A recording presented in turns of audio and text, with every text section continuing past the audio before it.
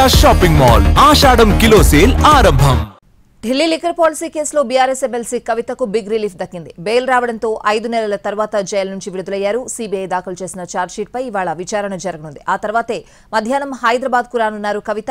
మరోవైపు BJP BRS మధ్య ఓ range లో మాటల యుద్ధం జరుగుతోంది. ఢిల్లీ లిక్కర్ పాలసీ కేసులో కవితకు ఎట్టకేలకు బెయిల్ వచ్చింది. ఈడీ, సీబీఐ 2 కేసుల్లో ఆమెకు సుప్రీంకోర్టు బెయిల్ మంజూరు చేసింది. పిటిషన్పై న్యాయస్థానంలో దాదాపు గంటన్నర పాటు వాదనలు సాగాయి. ఇరుపక్షాల వాదనలు విన్న ధర్మాసనం కవితకు బెయిల్ ఇస్తూ ఉత్తర్వులు జారీ చేసింది. సుప్రీంకోర్టు బెయిల్ మంజూరు చేయడంతో దాదాపు 5.5 నెలల తర్వాత జైలు నుంచి బయటకు వచ్చారు కవిత. పిల్లల్ని వదిలి 5 నెలలు జైల్లో ఉండడం ఇబ్బందికరమని కవిత భావోద్వేగానికి గురయ్యారు. కేసీఆర్ కూతురునని తప్పు చేసే ప్రసక్తే లేదన్నారు కవిత.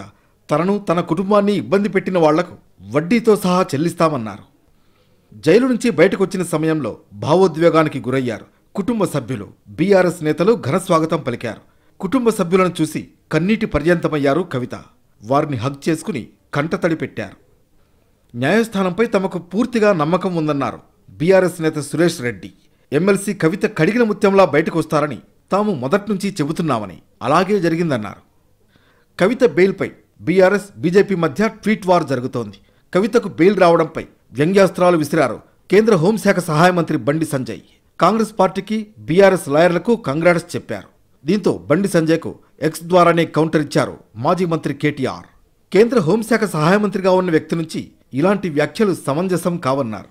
సుప్రీంకోర్టు తీర్పుపై సంజయ్ అభ్యంతరం వ్యక్తం చేస్తున్నట్లుందని ట్వీట్ చేశారు కేటీఆర్. బండి సంజయ్ వ్యాఖ్యలను సుప్రీంకోర్టు ప్రధాన న్యాయమూర్తి కోర్టు ధిక్కార చర్యగా పరిగణించాలని కోరారు కేటీఆర్.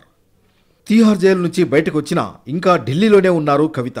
రౌస్ ఎవెన్యూ కోర్టులో ఇవాళ లిక్కర్ కేసుకు సంబంధించి విచారణ ఉంది. సీబీఐ దాఖలు చేసిన ఛార్జ్షీట్పై రౌస్ ఎవెన్యూ కోర్టులో వర్చువల్గా విచారణ జరగనుంది. కేసుకు సంబంధించి విచారణలకు హాజరు కావాలని సుప్రీంకోర్టు కండిషన్ పెట్టడంతో మధ్యాహ్నం ట్రయల్ కోర్టుకు హాజరు కానున్నారు కవిత. ఆ తర్వాత హైదరాబాద్కు వస్తారు.